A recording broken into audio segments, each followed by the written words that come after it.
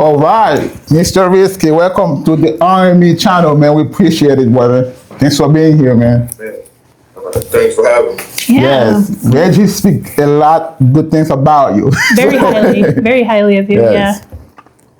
Yeah, I appreciate that. Me and Reggie, we've been knowing each other for a long time. Like I said, his house was connected to mine when I was living in Compton in my parents' house before they moved out of Compton.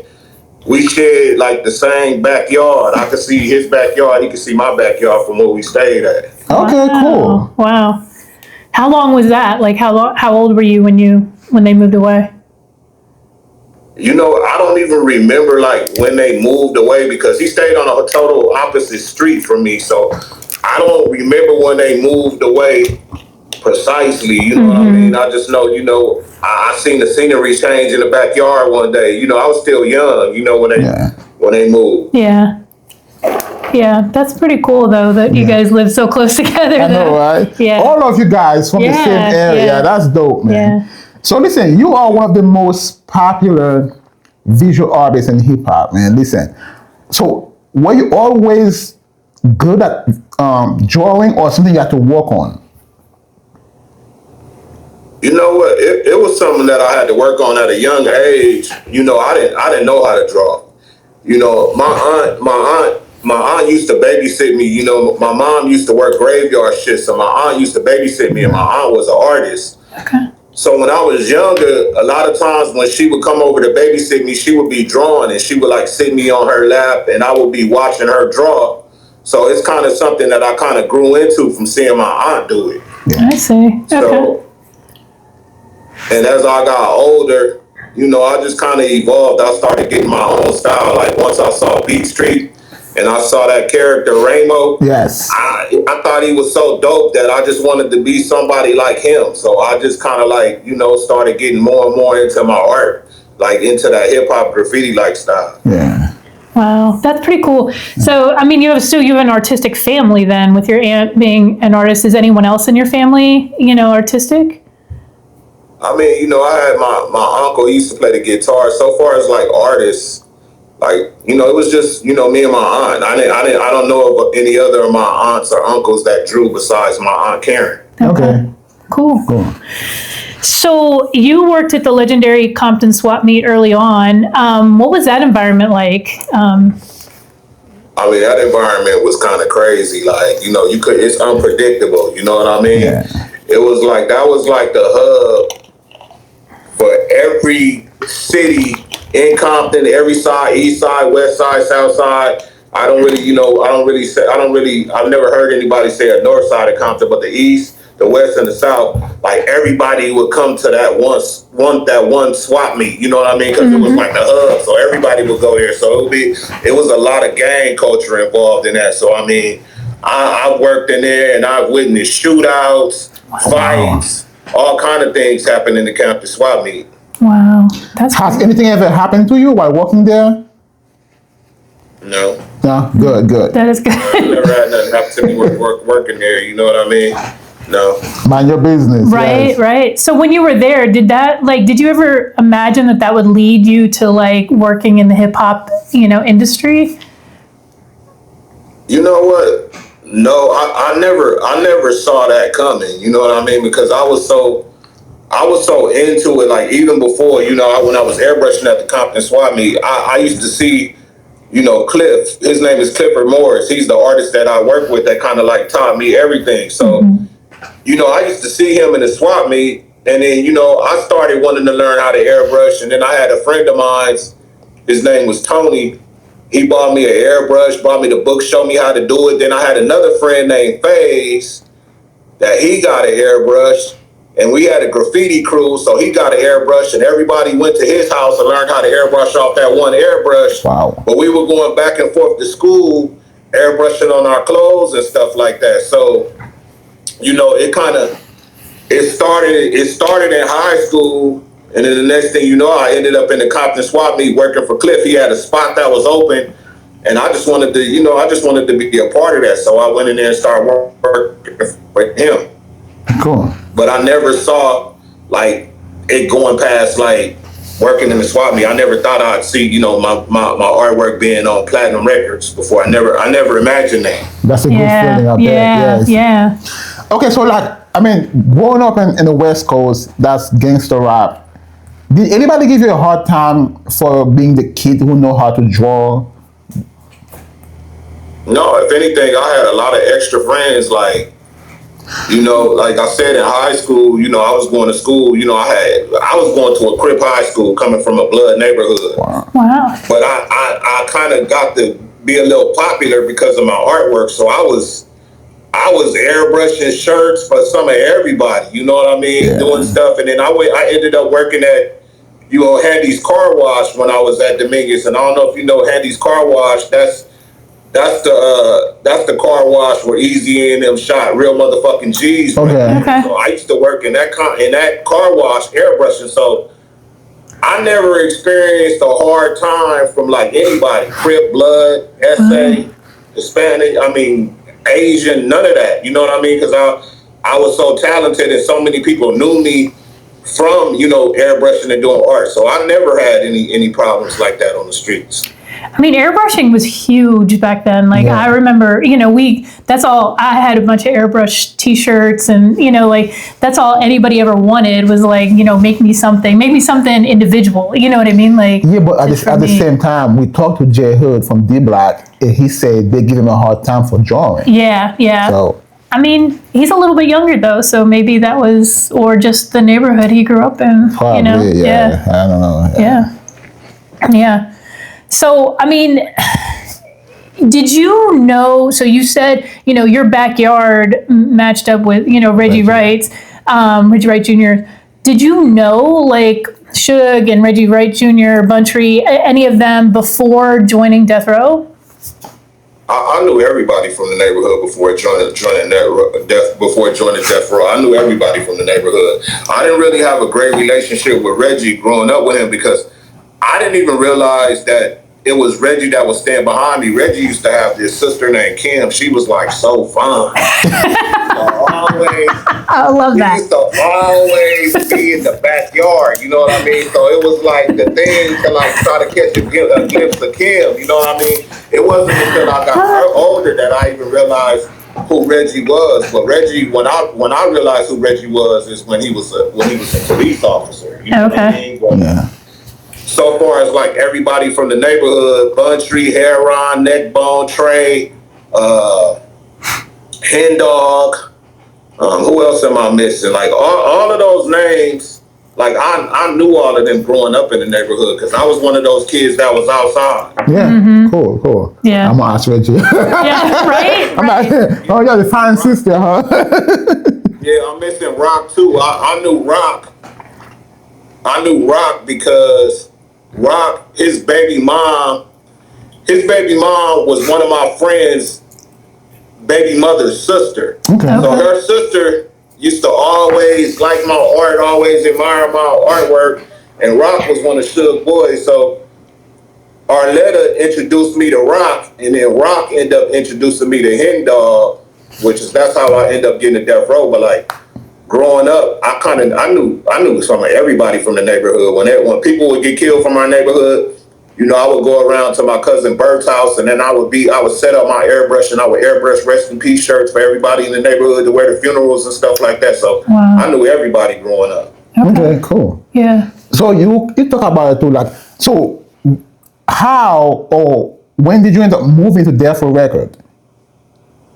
I ended up getting to Death Row early 96, like February 96, I ended up getting to Death Row. I ended up leaving the Compton swap meet, and I ended up getting a spot at Death Row because Hen Dog and Joe Cool, they would do a lot of artwork, but they had another artist that would airbrush their work out for them named Chris Birch. I don't know what happened to him, but I know he ended up leaving Death Row, and at that time they was looking for an airbrush artist. So once Rock introduced me to Hen Dog, that's when I found out they didn't have nobody to airbrush. So that's how I end up getting there, is because Chris left, and then I end up coming in behind Hen Dog and Joe Cool airbrushing their work. I started off airbrushing their work for them. Oh, wow. Cool. Yeah, okay. Nice. All right. So All right. Was the money, lifestyle, and perks like everything that people imagined it would be at Death Row?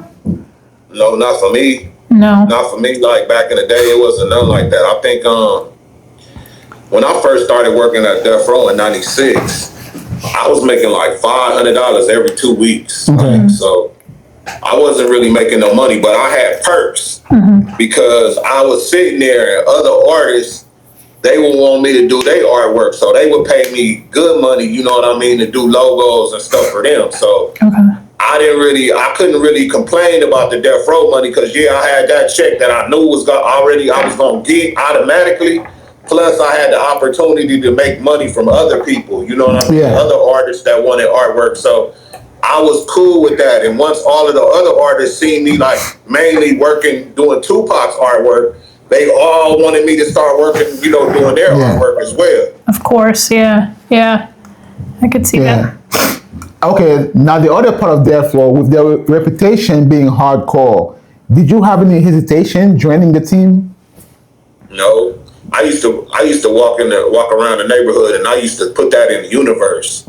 Like, I'm getting on Death Row. Okay. It was too close to me for me not to be affiliated in some type of way. And like when I first started seeing their album cover art, like seeing the Doggy Style and seeing the back cover for the Dog Pound album, seeing that artwork, and then I know what type of artist I was, I just kept saying to myself, hey, I'm going to get on Death Row. I don't know how I'm going to do it, but I'm going to get on Death Row. And it ended up happening.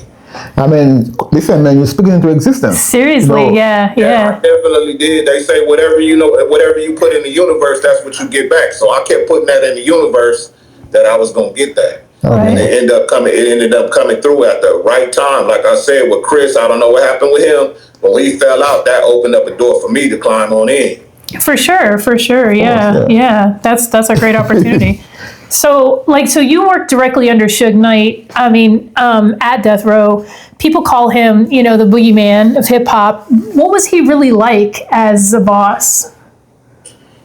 I mean, I can't really speak on him being the boogeyman, you know what I mean, and all of the other stuff, that people say about him, you know what I mean? All I know is that when I was there, he treated me good. I mean, he could have gave me a little bit more money, though. Of course. That's probably what everybody would say. But, I mean, he treated me good. I never had no type of, he never came at me in no threatening type of manner or nothing like that. If anything, he was always, like, bigging me up and making sure, I was the one, you know what I mean, that was going to be, doing a lot of these album covers and picking up, you know what I mean, for the other artists. Yeah. That's great. Yeah. I mean, I think Suge got a bad rap sometimes. I think Suge got a really bad rap because everyone that we've spoken to that worked for Suge has said really great things about him. Yeah. I mean, so it's the media. Suge is Suge, but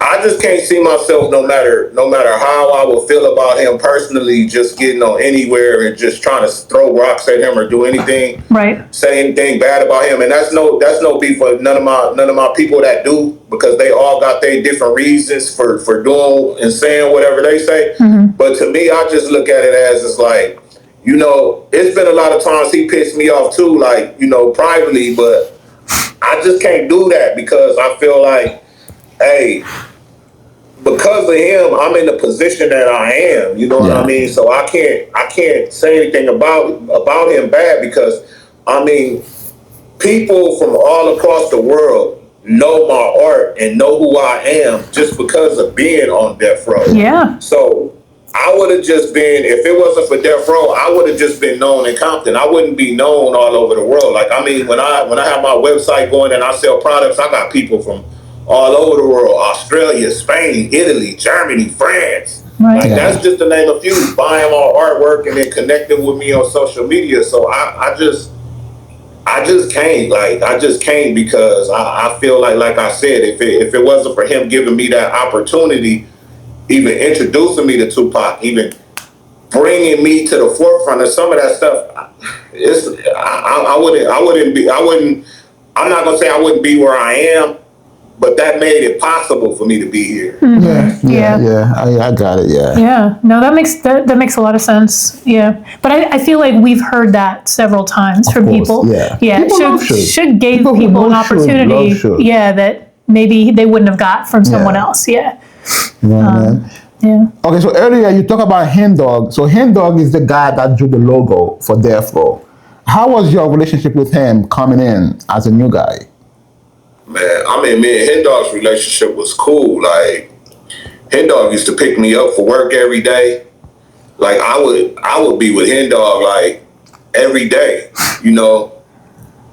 Like, literally, he would come from across town to pick me up, to take me way to what we called back then White World, you know, and off of Wilshire, you know what I'm saying? He would come get me and take me there every day. I would hang out with him in the office. We would come up with artwork strategies. I mean, Hen Dog was like the greatest. That's why I never like any anniversary or anything comes up, I always pay homage to him, because I know for him, it took a lot for him to bring me in being an artist that he was, and to watch me bypass him and do some of the stuff that, you know, could have, you know, most definitely would have been for him. So I tip my hat to him, and I'm gonna always pay homage to him for that. Yeah. That's good of him, though. Yeah. To see that, to not be afraid of that. I mean, I think so many people in this world are afraid of competition. They are. Yeah. I mean, he was pretty talented, though. Like, were you impressed with what he was doing at the time when you first got in there?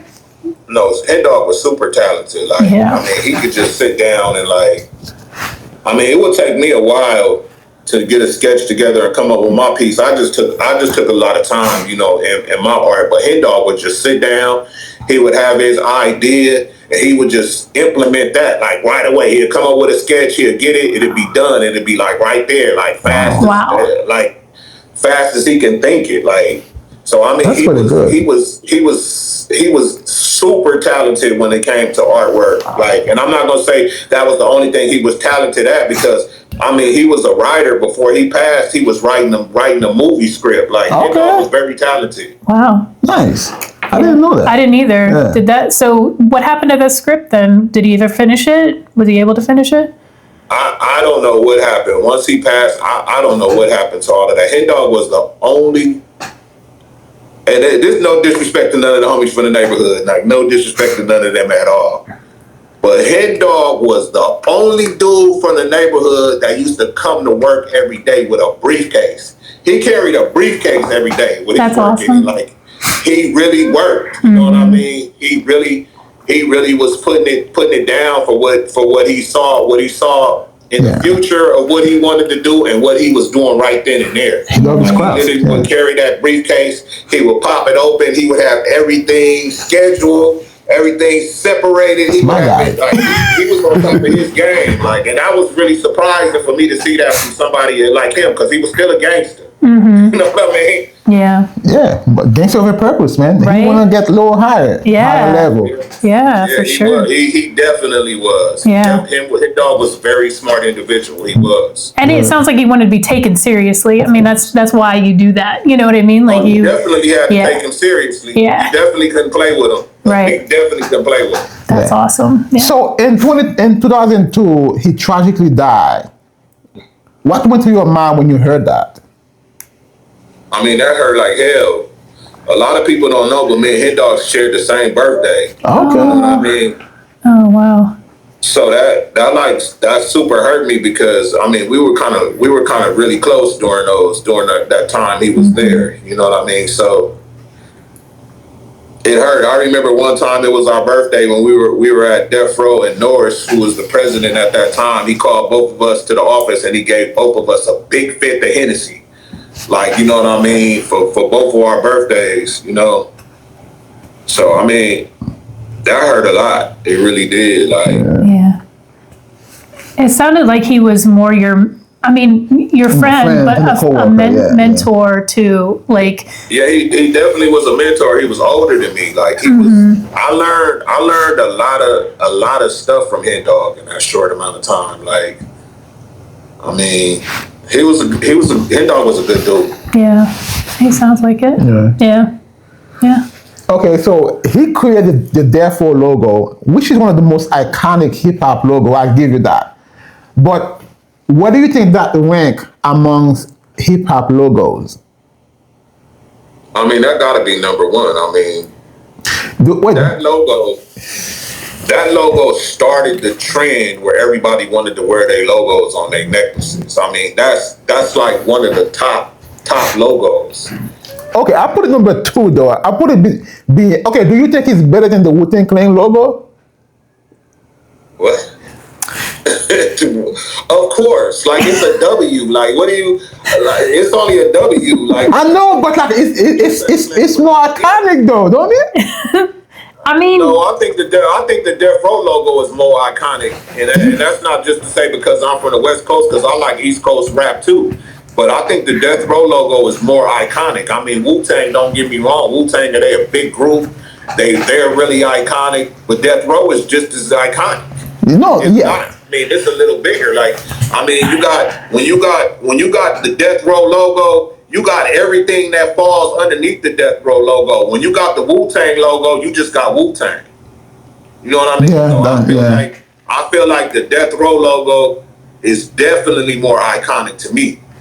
See, I think the Death Row label is way more iconic than Wu-Tang. I mean, I definitely do, but I think that when I see the Wu-Tang logo is more popular though. Yeah, when I see the Wu-Tang logo, like I'm like, that's definitely Wu-Tang. I'm gonna say this. When I go outside and I see people wearing regular clothes, I'm gonna see more people wearing the Death Row logo on their clothes. And I'm out here in Texas, and I done seen a lot of people wearing the Death Row logo on their clothes. I haven't seen one person since I've been here in Texas for 6 years wearing a Wu-Tang shirt. Okay, you know what? I'll give you that. Okay, we're in the East Coast. Maybe that's our East Coast bias. It might be. Yeah, I mean, definitely. I mean, because out here, when you go out, you see a lot of Wu-Tang logo. Yeah, that's true. I'm in the South and I'm seeing the Death Row logo more than I'm seeing that. And I mean, I'm in the South now. Yeah. If I was saying like, hey, I'm in LA and I'm seeing it, that could be understood. Mm-hmm. But for me to say I'm in the South and I'm seeing the Death Row logo more than I'm seeing anything, like, no, to me that's more iconic. Yeah. I know. I see your point. I mean, I do think. I love it. Listen, Wu-Tang is not iconic because they are an iconic group. But I'm saying that logo. That logo is iconic. Yeah. No, I see where you're coming from. I love both. So yeah, definitely. Yes. So okay, now the other guy you speak of was Joe Cool, and he's the guy that did the Doggy Style album, the Snoop album. I mean, how much impact did he have on the label? How much impact did Joe Cool have? Yeah. I don't know. I can't. I mean, I can't really say how much impact he had on the label. I can just say how much impact he had on that Doggy Style album covering Snoop's artwork.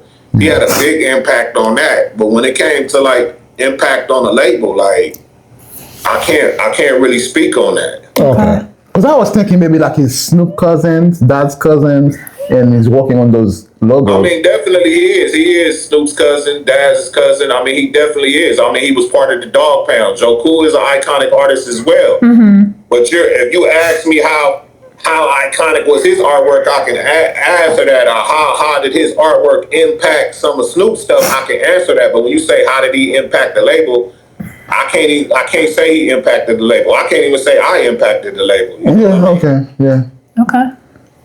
All right, that makes sense. I mean, so how did it impact Snoop's work, though? I mean, it's iconic. It's well known. He's Snoop's look. When it comes to Snoop's album artwork, when it comes to that cartoon style that Snoop has, that's Joe Cool. Yeah. Everybody's going to relate automatically to that. When you see that, when you see those characters, you think of Snoop Dogg automatically. That's true. That's true, though. No, it is true. Yeah. I was rewatching the halftime show, Super Bowl halftime show, a few years back with him and Dr. Dre. Yeah, and like one scene of it was in the house, and they had some of his artwork in the back, and I was like, oh my God, yeah, like just I don't know, it brought back memories of the album cover and that's all the artwork. That's Snoop's look. That's always going to be part of his look. Yeah. Visuals is Joe Cool's artwork. Yeah, no, that's it really does. So, did you collaborate on the Dogfather album visuals at all? Yeah, you know what? That was actually the first project that I collaborated with Joe Cool on, was the Dogfather artwork. You know, me and him kind of bumped heads about that as well in the end once it had gotten done. But Why is you that? know, it was a collab because I mean it was to the point to where, I mean, like I said, Joe Cool and Hen Dog both, they would draw their artwork, they would provide a sketch, and then I would go paint it. Okay.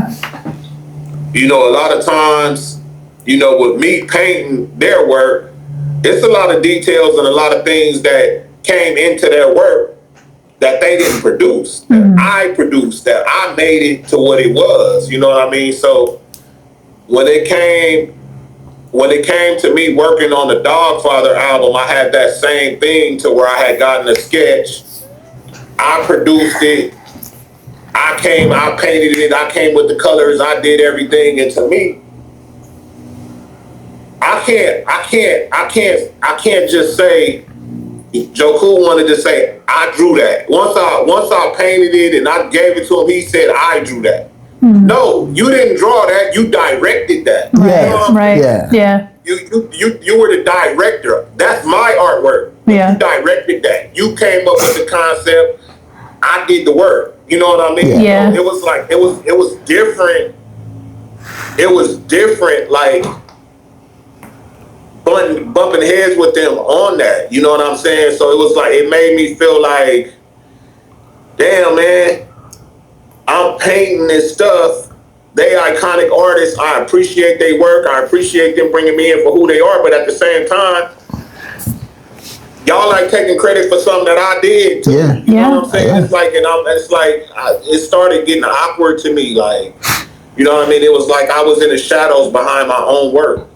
No, I ain't doing that. I want all my credit. Yeah. No, seriously. It's not. Yes, and it was like, but that's what I came in as, like, you know what I mean? But after a while, it started getting tired to me. You know what I mean? Like, you know what I mean? Like, hey, I'm the one doing this. Yeah. Like, you know, and all the artists, they started recognizing that. And it's like I said, it's not to throw any shots at Joe Cool or Hen Dog, because hey, I love both of those brothers. I appreciate them.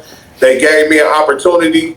You know what I mean? But they just didn't paint. Like, you know, they drew, but they just didn't paint. And a lot of artists recognized that from me. They would come in and they would say, damn, hey, you drawing your stuff and you painting it. You know what I mean? So that's what made everything different for who I was as an artist. But I didn't have to count on nobody to come in and take my sketch and go reproduce it and paint it out. Like, you know, I did everything on my own. Right. But is that why the first guy left though? Oh, maybe. You know what I mean? Think about Maybe it. he couldn't. You know, he was tired of hearing the same stuff you were. Yeah. You know what I mean? Of somebody taking credit for his stuff. Yeah, I don't know what happened with that situation. I never asked to know, but maybe, I don't know. Yeah. I can't speak on that, but maybe, because I know how I started to feel about it. Right. Well, I mean, it's not like you were just painting a wall, you know, in a house. Like, this is art. This is, you know, artistic. I'm sure it's like writing. It's gonna be like a platinum album. People are gonna see it. They have to know it's my work. Yes. So I can get the next work. Yes. Yeah. No, I agree. Yeah. That's wild. And then you even work on Daz's album, the one he had. And for him to be Joe Cool's cousin and to give you that work, that's a big deal too. That is a big deal. Yeah. You know, me and Daz had a kind of like different relationship, and I think at the time when I ended up doing Daz's album, I don't know if him and Joe Cool had a fallout. I think something was going on with Joe Cool personally. Okay. Because I never expected to be doing any of the work for the Dog Pound. You know what I mean, you know, when it came to the Dog Pound, that was Joe Cool. Yeah. You know what I mean? So I never expected to do any of that. So when I ended up getting the cover for Retaliation, Revenge, and Get Back from Daz, like, it was surprising to me, but, you know, I guess he knew, you know, he saw, like, he was one of the people that would come in and see, because Daz spent a lot of time at the office. Like, you know what I mean? He would come through there. He would hang out there. I would be answering the phones, sitting at the front reception desk, answering the phones, drawing. So when he would come in, he would see that. Yeah. So he came at me with the opportunity to do it, and I did it. And I'm thankful for that, because me and Daz don't talk. We don't talk at all now. You know what I mean? But that right there, Retaliation, Revenge, and Get Back, I could say that was one of my favorite albums that I worked on, because Daz was so hands-on. Daz used to come through in the morning, like while I was working on it. He used to roll up big blunts with me, buy champagne. I'll be early in the morning, we'd be drinking champagne and smoking weed while I'm drawing it. So Daz was really hands-on with that. That's cool. That sounds like a great story. Yeah. So let's talk about George Papa G. Price. He's the man behind the media training and branding. What was it like working with him? I mean, Papa G was, Papa G passed. It hurts me to this day, because Papa G passed away mad at me. You know what I mean? And I never was able to rectify that situation with him. So it kind of hurts. But I mean, Papa G was the reason why I got to see a lot of things I probably shouldn't have, hear a lot of conversations I probably shouldn't have heard, be in a lot of places that I probably shouldn't have been in. You know what I mean? Because Papa G used to take me around. A lot of artists, they used to pick on Papa G. Why? He was old, flamboyant. You know what I mean? So a lot of people used to, pick on him. You know what I mean? So yeah, but his job is to make you look better. Like, yeah, I mean, that was his job, to make you look better. But Papa G had this personality that if you liked him, you liked him. But if you didn't, you didn't. And if you was trying, you was trying. You know what I mean? He just kind of had Papa G was who he was. But Papa G used to take me around like, I mean, it ain't no puzzle. I'm big. I'm a big dude. You know what I mean? He used to take me around him. I had a good relationship with everybody, you feel me? So they kind of would just chill out with him, you know what I mean? When I was there, it wouldn't be that many problems. So, I mean, he used to kind of take me everywhere with him. So with him taking me everywhere with him, I started to, meet a lot of people. I got to see Pac in the studio firsthand, talk to him, be around him, be around Snoop. Me and Snoop had a good relationship when I was on Death Row.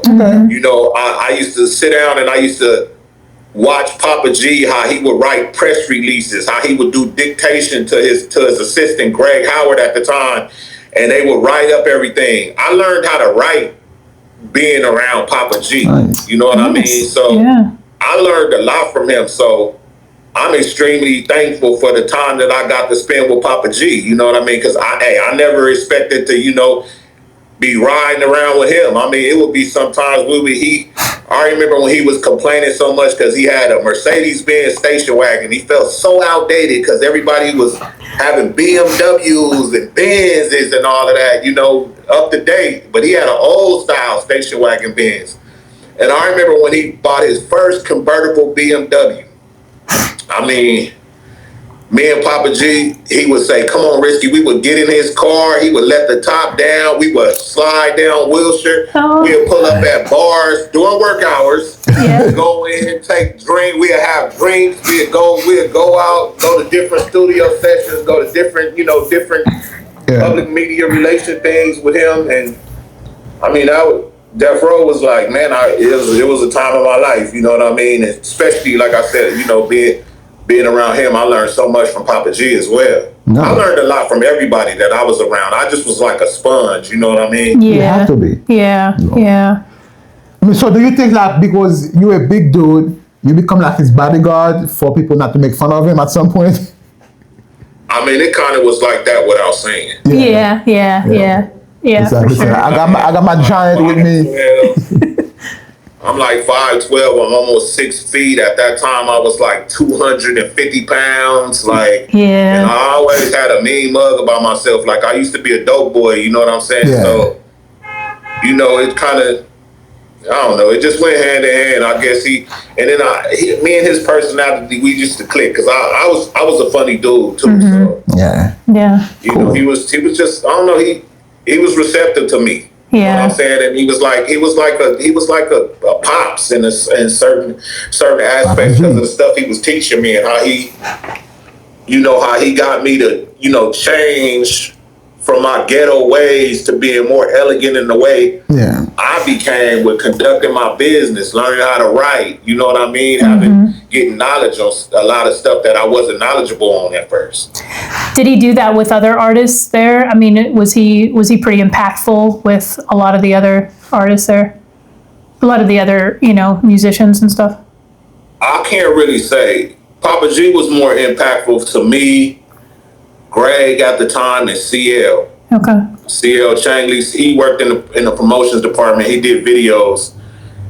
So Papa G was more like impactful to us, like, you know what I mean? Like always like teaching us the ropes and having us around. And, he was a good dude, but don't think for a second he didn't get on our ass about stuff either. I'm sure he did. That's a good mentor. Yeah. So there was this big iconic black and white poster. Whose idea was that?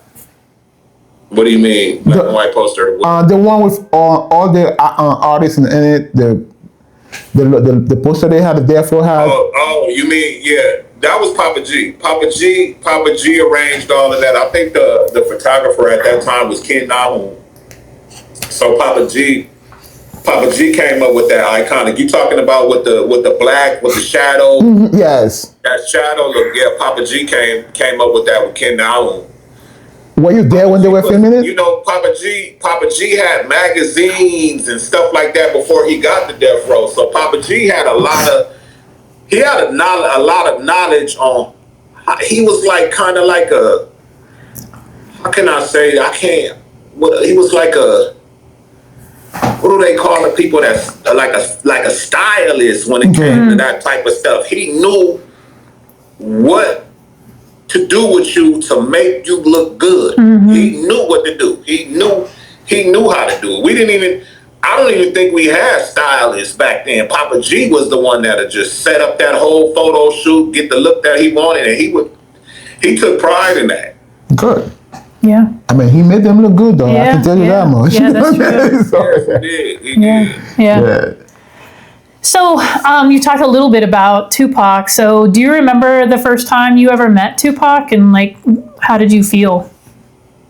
The first time I met Tupac was at the Compton swap meet at the California Love video shoot. Okay. Suge had been seeing some of my artwork throughout the neighborhood. I had like this portfolio book, and I had a friend named Gina. I called her my cousin because she grew up across the street, and I knew her since she was a kid.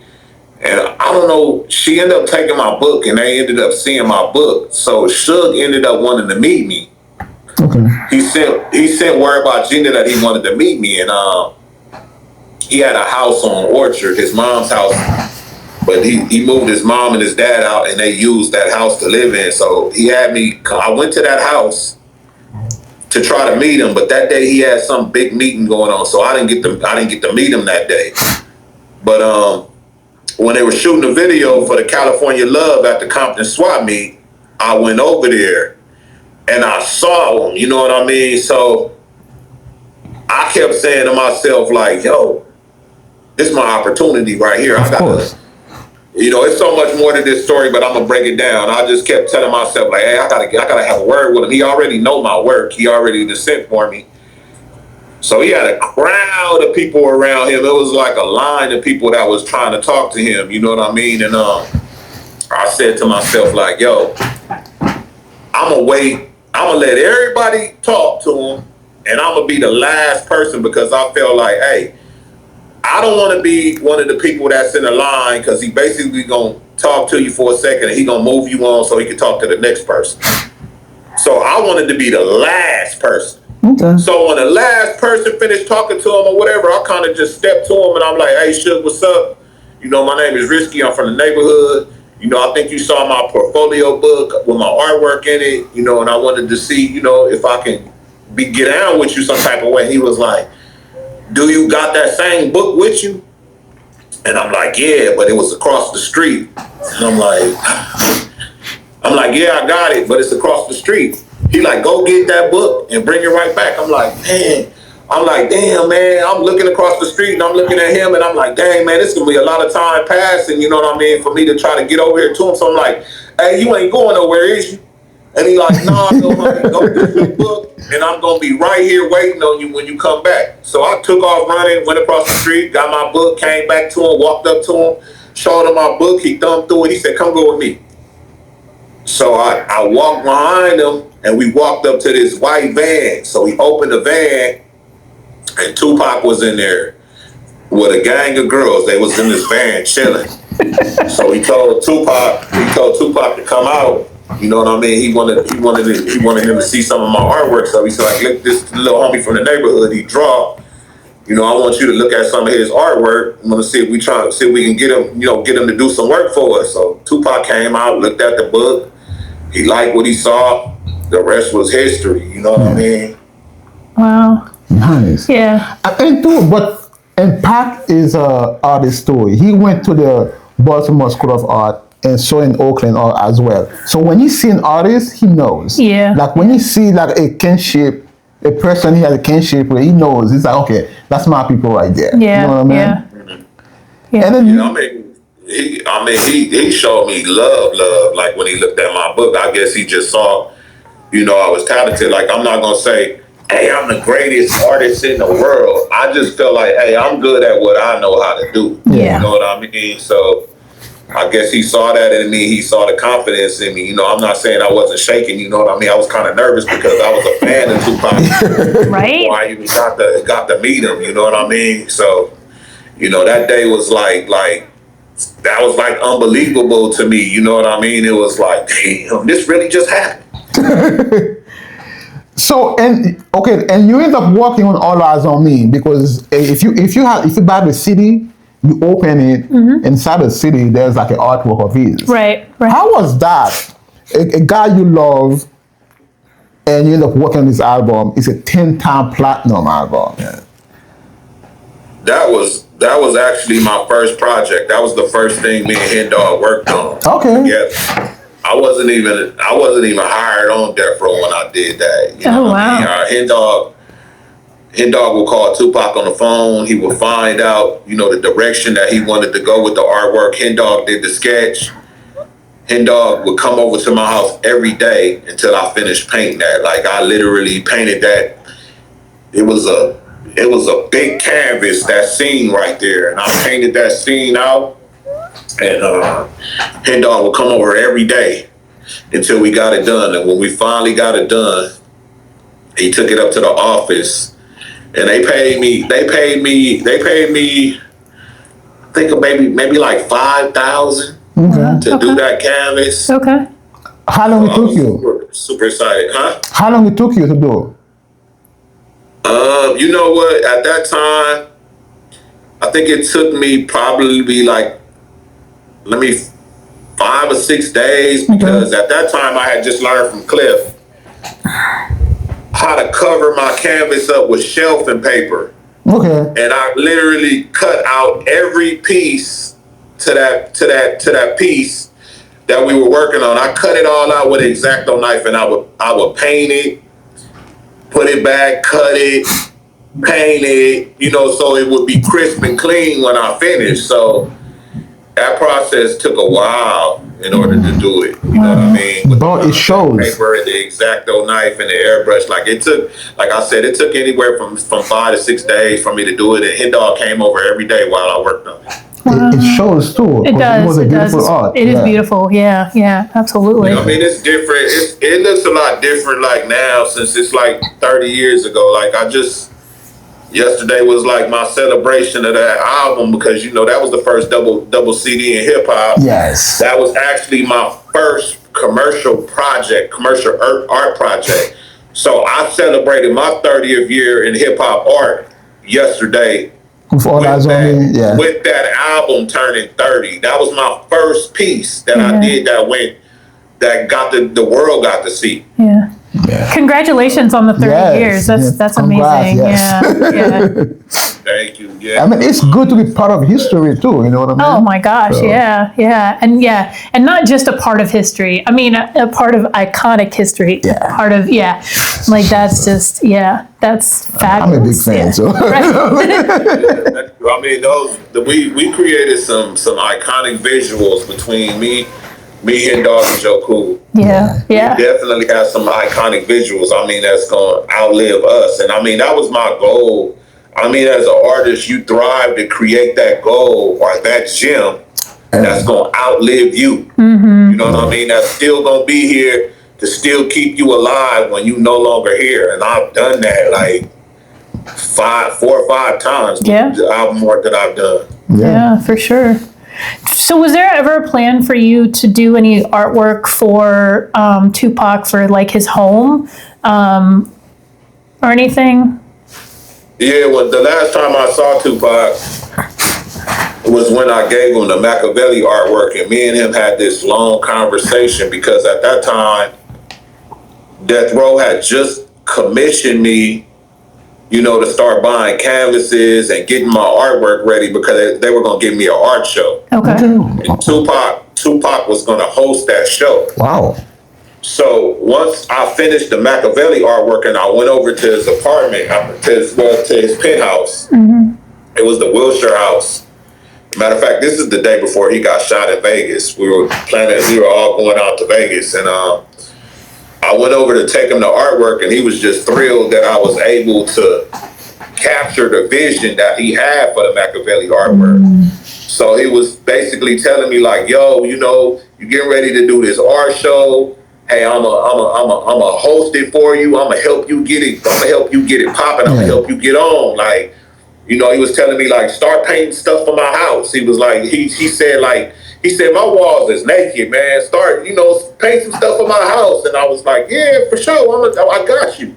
Like when we come back from Vegas, we gonna get this plan together and we gonna get it going. And he never made it back. Yeah. Is that artwork? Is that your most popular artwork so far? Which one? The Makaveli? Yeah. Yeah, Makaveli, I would say that's my most iconic. That's the most popular one that everybody knows me for. Is the Makaveli artwork. It's not, it's not no conversation that I talk to anybody about art that knows me where that artwork you see it's right here. Yeah. It's gonna always come up. You know what I mean? Even in Tupac's Wikipedia when they talking about that, I'm in there.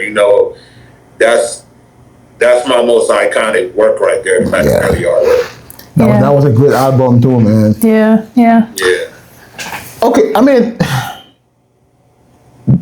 did he explain to you why he's choosing that part of the work? Because he portrays himself as Jesus in the cross. Did he ever tell you why? I mean, Pac said he just felt crucified. Okay. By everything that was going on with the media, everything that was going on with his court battles and all of that. He said he felt crucified by a lot of situations. So that was the reason why, he came up with the Makaveli artwork there. And you see in the bottom, it says that it has a disclaimer right there that this is not intended for disrespect to Jesus Christ. He has that listed right there because it never was supposed to be meant as any type of disrespect. It was only a feeling that he had deep down inside with him feeling like so much was going on. He was being crucified like out here with that. Yeah. And if you heard the song Blasphemy on the album, it kind of fit that cover. Yeah. You know what I mean? So seriously. Yeah. But Yeah, for sure. Yeah. So did he get to see then the final artwork? You said the day before he died, you were with him. Yeah. Yes, definitely. Definitely. I took it to him the day before. It wasn't the day before he died because he got shot on the 7th, but he passed on the 13th. Right. I'm sorry. So on the 6th, I was standing right there giving it to him, turning it in for him so he can like, hey, this is the finished cover. This is finna be the album art. It's finished. So I took it down there for him to approve it, for him to, see it. It's done. It was a done deal because the first time he saw the Makaveli artwork, it wasn't finished. Okay. When I took it to him, I showed it to him, and he had his input that he added for it to be finished. So the second time I went to go see him is when it was done and all his input was in. Okay. So now, did he like it? Oh, definitely. Okay. For real, though. Why do you think he's telling me to paint stuff for his house? Yeah. No. Just want to make sure for the viewers. Definitely like the work. Yeah. Now, Just wanted to clarify. That's all. But listen, there are like two pieces of art that didn't make it to the album. Like, I mean, I heard you saying in the interview before, you kept it for yourself. The one about Dre and Puff and Biggie. How come that didn't make it to the album? Because actually, when the Makaveli album came out, the Makaveli album wasn't supposed to be a commercial release. The Makaveli album was going to be an underground release that was only going to be sold in mom and pop stores. It was going to be an underground album. Can you imagine? That was the reason behind, everything that was on there. The back cover art, the disrespectful back cover art, the disrespectful credits. That was the reasoning behind that. But once Pac passed, the whole plan changed. It could no longer be an underground album. Now it was going to be a commercial release. Okay. So with that being a commercial release, you couldn't put that out there like that. I see. That makes sense. But I can imagine that album with the underground release. That's one of his best albums. Yeah. It's crazy to think about that now. Yeah.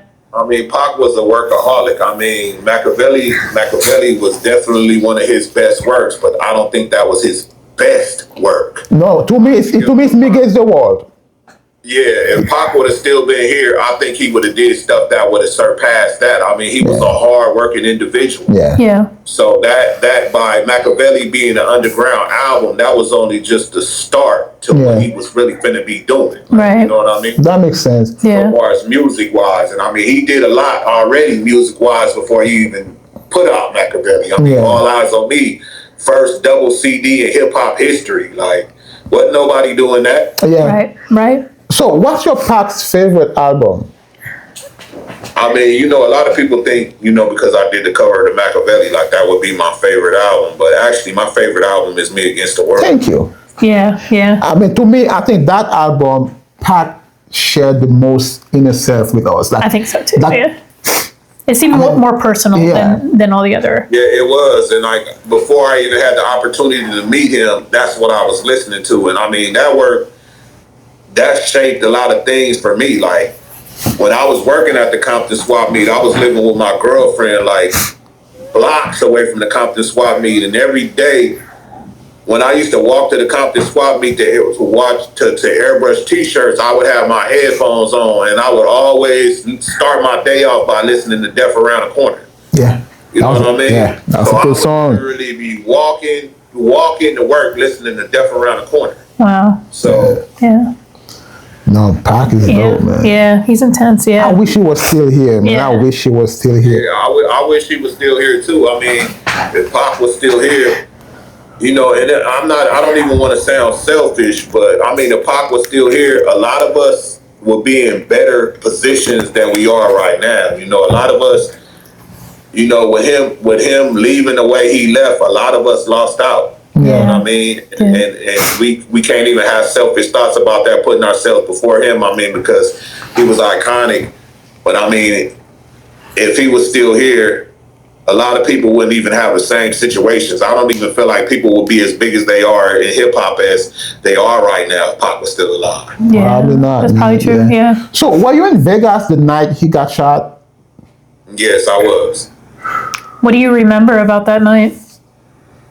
I mean, I was at the MGM when they were in the MGM, and me and Greg, which was Papa G's assistant at that time, we were at the crap table.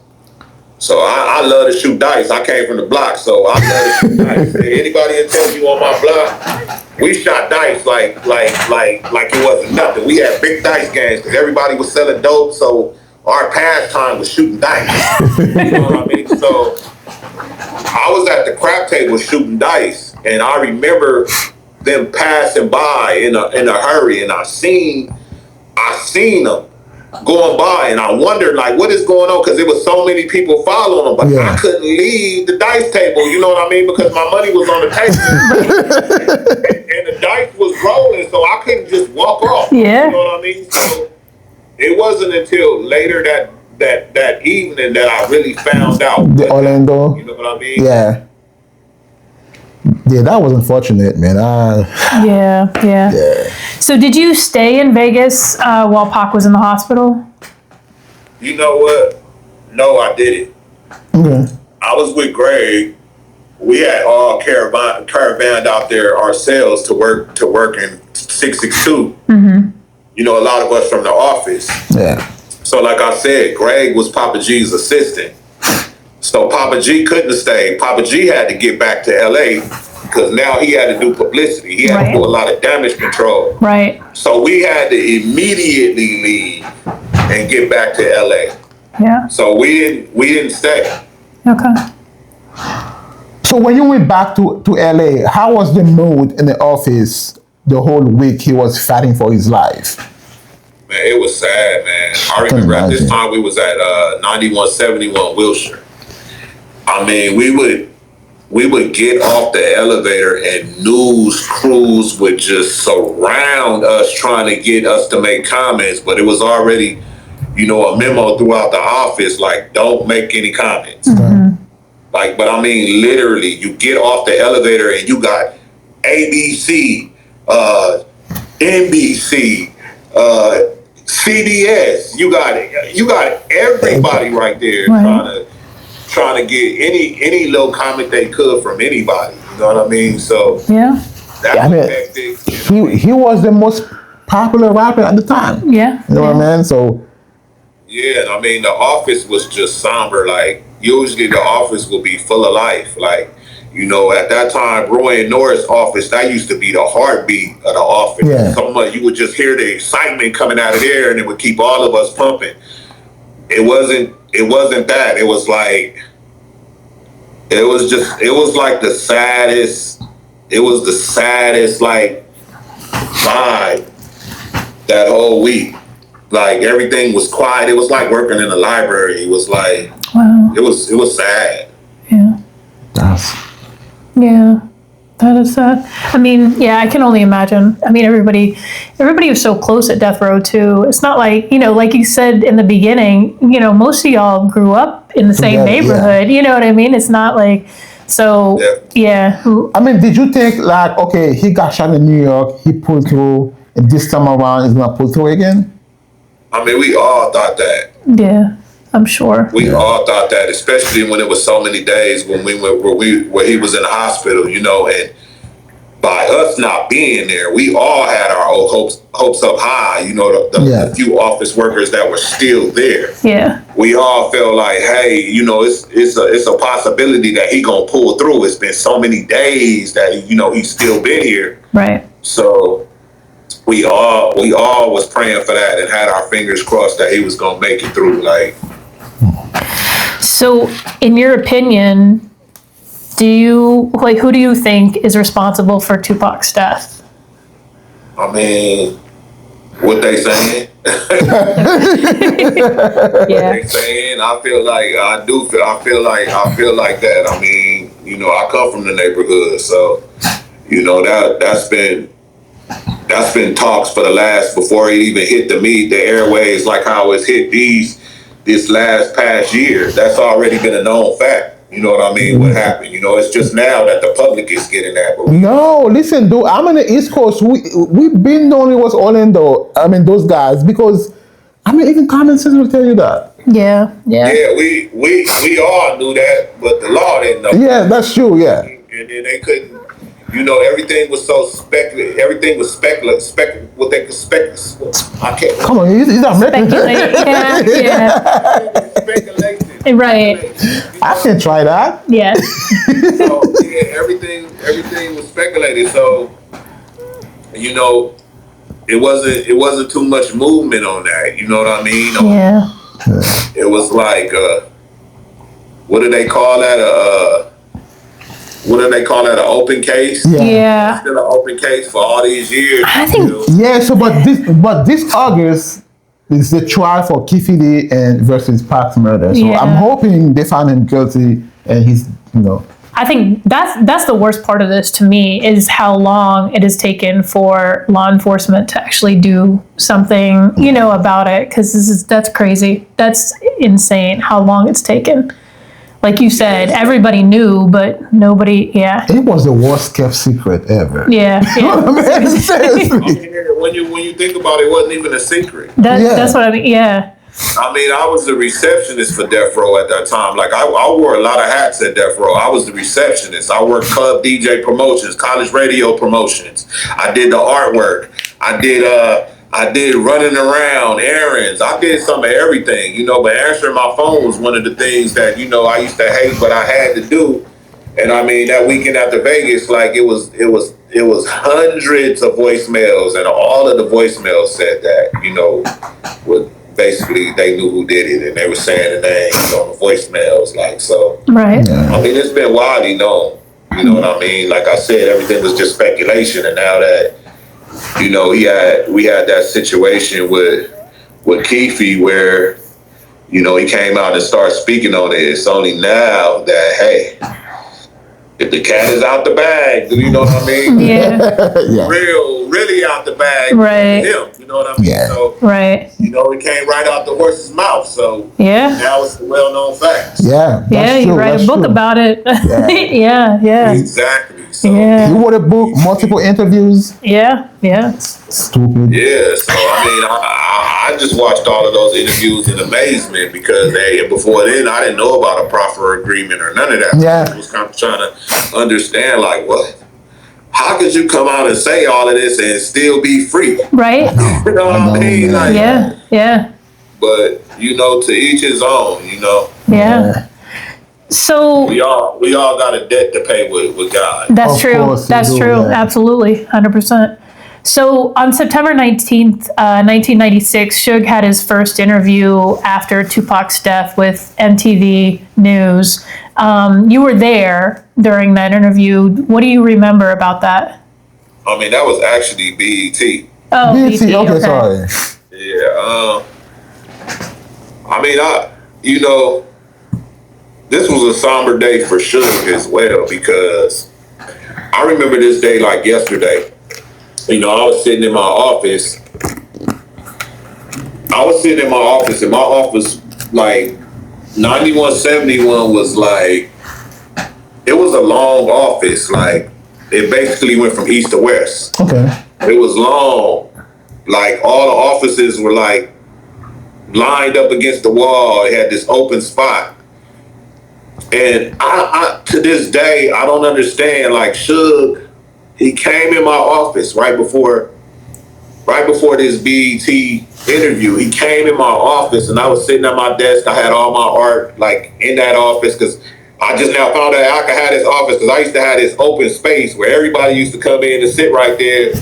But I used to like to smoke weed back then, so a lot of times before I paint, I would smoke weed, but the office had a window where I could smoke weed and blow it out the window so it wouldn't be in the office. So I wanted that office and I could have that private space. So I had all my artwork in there.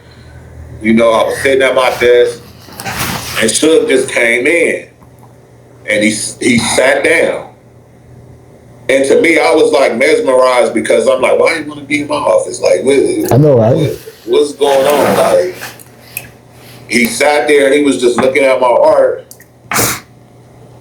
And he asked me how I was doing, and I told him I was doing okay. As a matter of fact, they were going to give a memorial for Tupac. Okay. So I had started painting this big canvas with Tupac's face on it. So he was in there looking at that. And I think Norris called him and said something about they ready for him. And I asked him, hey, can I go in there with you? And I watched him. He said, yeah, come go with me.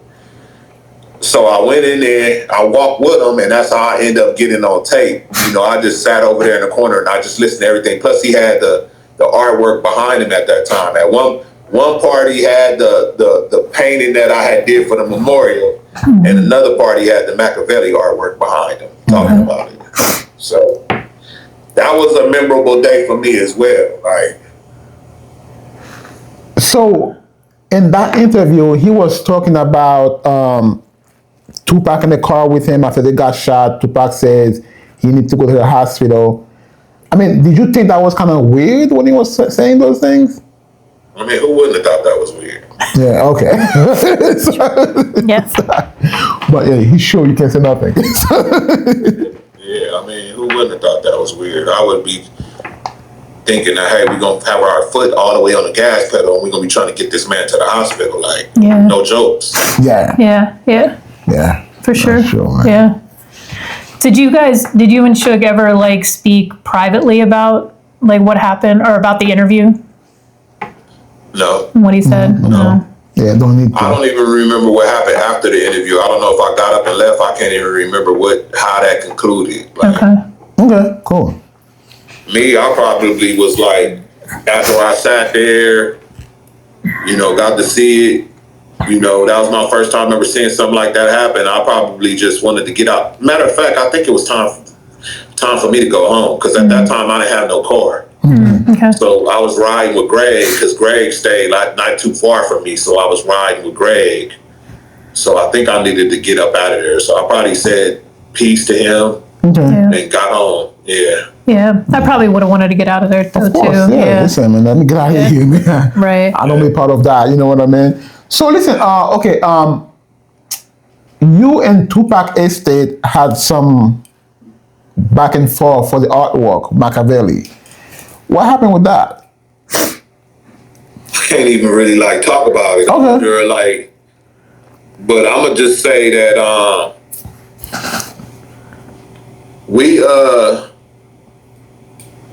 how can I say this? We agreed to agree. Okay. You know what I mean? So I mean, I have a relationship with them now, but I'm not gonna say it's the best relationship because I mean it's still stuff that I feel like, obligations that I feel like in that matter that they haven't obliged me with yet. You know what I mean? And I feel like it's still, to me it's a closed case, but it's still an open case because I haven't seen any of the results yet on what we're supposed to do or what we're supposed to be working on together or how we gonna, move forward. Yes. Yeah. And I mean, it's been almost 3 years now, so I haven't seen no movement yet. So, hey, like I said, right now we got a relationship I can call, you know what I mean, and it not be beef, you know what I mean? But we haven't moved forward on anything yet, which I'm kind of hoping that, the possibility will kind of open up sometime in the next few months because, I mean, the 30th anniversary for the Makaveli album is coming up too. Yes. Yeah. So I feel like, hey, it's got to be something. It got to be something special for the fans or something. Yes. Or something that I could be involved in with that. Yeah. That 30th, because I did celebrate the 30th with the All Eyes on Me, but that was shared work. I don't even have credit. I don't even have credit in the All Eyes on Me album. You know what I mean? All I have is a code that I put in that album so people can know, hey, this is Riskie right here. You know what I mean? I put that code in that artwork and I told people about it. So now they say, hey, they can relate to that. But the Makaveli, that's full-fledged me. Right. Yeah. You know what I mean? Yeah. I mean, I hope somehow, somewhere you guys work it out and we worked it out. No, but you guys end up celebrating together. You know what I mean? Yeah, it's just about moving forward. You know what I mean? It's worked out, but it's about moving forward. Yeah. I hope that you guys can move forward. Can really do something. I know. First of all, I know I can never put myself first in any type of situation because I know, hey, this is a big estate. They got a lot going on. You know what I mean? They got stuff that's already been scheduled 3 years ago that's coming out this year. You know what I'm saying? It's just about me getting in where I fit in. You know what I mean? Yeah. Whatever whatever opportunity they feel like they can, make me a part of. So, I mean, if it take them time, I guess it just take them time. God willing, I'm still here when they decide. Yeah. No, I understand that. Yeah. But I mean, I can imagine something has to happen. Yeah. Because that was like a big album, and you're a big part of it. Your work is all over it. And like you said, 30 years. That's a long time, and it needs to be celebrated. Yeah. And now your other work was Bomb First, and people don't know that you were the co-founder of Bomb First. How did you end up meeting John? Yeah, back then me and John were partners, you know what I mean? We created Bomb First. John did the computer work. I even came up with the name for Bomb First, you know what I'm saying? I fitted the funds, to get Bomb First started. Wow. But John made it possible for me to fit the funds at one time back in the day, the Tupac estate had their Facebook page, and John ended up posting the Makaveli artwork on a page, and one of their guys that was working on that page, he ended up letting the artwork hit the page. He ended up approving it, so it hit the page, and it had the credits that I did it. And at that time, I just went and made a comment because we were selling copies, copies of the print of the Makaveli artwork, because we had got it digitally printed, digitally scanned, and then we got it printed, and we were selling prints of it. So once John made that post and they approved it, when they approved it, I went in and I dropped the link to my website. So people started buying the print. So once they bought the print, me and John have been going on different websites, like trying to sell our prints.